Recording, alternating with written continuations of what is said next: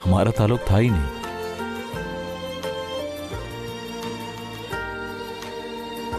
लेकिन तुम क्यों पूछ रही हो? कुछ नहीं, बस यूं ही।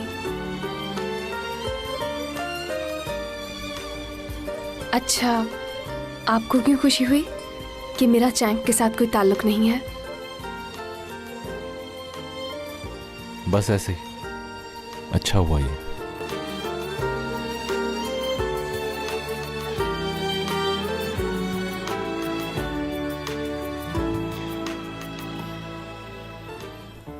तुम्हारा हाथ ठंडा हो गया होगा, मैं पकड़ लेता हूं इसे।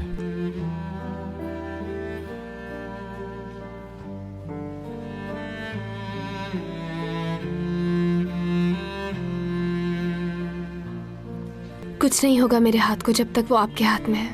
परेशान ना हो।